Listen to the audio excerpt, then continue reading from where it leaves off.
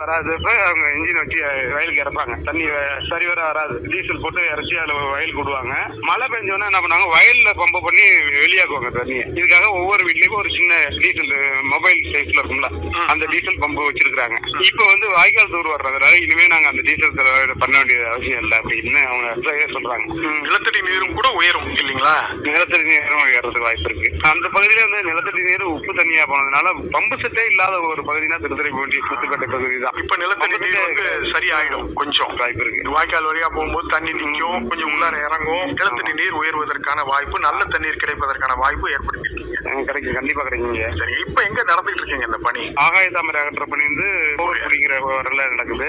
இந்த சூர்வார் மணி 2 இடத்துல நடந்துட்டு இருக்கு. நல்லூர், அதாவது கோட்டூர் ஒன்றிய நல்லூர்ல நடந்துட்டு இருக்கு. இன்னொன்னு முத்துப்பேட்டை பக்கத்துல உள்ள சித்தாலத்தூர், 2 இடத்துல நடந்துட்டு இருக்குங்க. சரிங்க, இதெல்லாம் செய்யக்கூடிய கிரீன் லீடர் ராஜவேலு ஐயா, அவரு ஒரு அரசு அலுவலர். இதையும் நேயர்களுக்கு சொல்லணும். ஒரு வேலையை பார்த்துக்கிட்டு இதெல்லாம் கவனம் எடுத்து செஞ்சிட்டு இருக்கிறார் ராஜவேலு ஐயா. உங்களை பத்தி கொஞ்சம் சொல்லுங்களேன் ராஜவேலு ஐயா. நான் கிரீன் லீடர் சுற்றுச்சூழல் அமைப்புன்னு ஒரு அமைப்பு வச்சு அதோட தலைமை ஒருங்கிணைப்பாளராக இருந்துட்டு இருக்கிறேன். எந்த ஆண்டு துவங்கினீங்க? 2018ஆம் ஆண்டு தொடங்கினது. நீடாமங்கலத்துல தான் தொடங்கினதான் அந்த கிரீன் நீடாங்கிறது அதுதான் அர்த்தம். நீடாமங்கலத்துல தொடங்க போய் அவங்க ஒரு 500 மரத்தை வச்சு ஒரு குறுங்காடுகளை உருவாக்கணும். இது மாதிரி ஒரு 23 குறுங்காடுகளை உருவாக்கி ட்ரெயின்ல போகும்போது பார்க்கலாம்.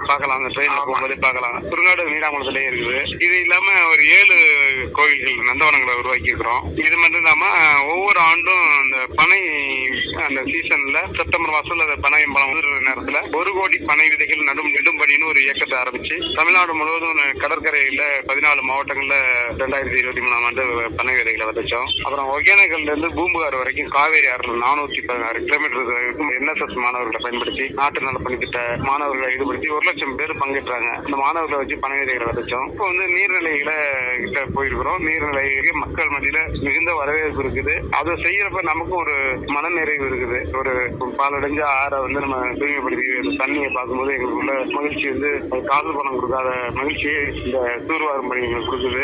அதனால தொடர்ச்சியா இந்த பணிகளை மேற்கொண்டு இருக்கோம். ரொம்ப மகிழ்ச்சிங்க. அதாவது தொடர்ச்சியா 8 ஆண்டுகளா கொஞ்சம் கூட ஓய்வு இல்லாம ஏதேனும் ஒரு சுற்றுச்சூழல் சார்ந்த ஒரு பணியை தொடர்ந்து செஞ்சுக்கிட்டே இருக்கீங்க. அரசு பணியில இருந்தாலும் சனி ஞாயிறு ஊருக்கு இந்த வேலையை தொடர்ந்து பார்த்துட்டு இருக்கிறதுல எங்களுக்கு எல்லாம் ஒரு பெரிய மகிழ்ச்சிங்க. இது மாதிரிலாம் செய்ய முடியுமா அப்படின்னு ராஜவேலு ஐயாவை பார்த்து பொறாமப்படக்கூடிய அளவுல நீங்க ஒரு அரும்பணியை செஞ்சுட்டு இருக்கிறீங்க. அடுத்த கட்ட நடவடிக்கை அப்படின்னா வேற ஏதேனும் சிந்தனைகள் வச்சிருக்கீங்களா மனசுல? டெல்டா மாவட்டத்தில் உள்ள எல்லா ஆறுகள்லயுமே இந்த ஆகாய தாமரை இருக்குது. அதுதான் இப்போதைக்கு எங்களோட ஒரே இலக்கு. டெல்டா மாவட்டத்துல ஆகாய தாமரை இல்ல ஆறுகள் இந்த இலக்கை அடையணுங்கிறதுக்காக தொடர்ச்சியா முயற்சிகளை மேற்கொண்டு இருக்கோம். இதற்கு அனைத்து பொதுநல அமைப்புகளையும் இணைச்சிக்கிட்டு ஆறுகள்ல எந்த ஆறையும் பார்த்தா கிளீனா இருக்கணும். இப்ப மணல் இல்லாத ஆறா போயிடுச்சு நிறைய இடத்துல.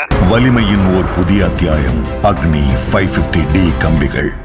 அக்னிக்கு நிகர் அக்னிதான்.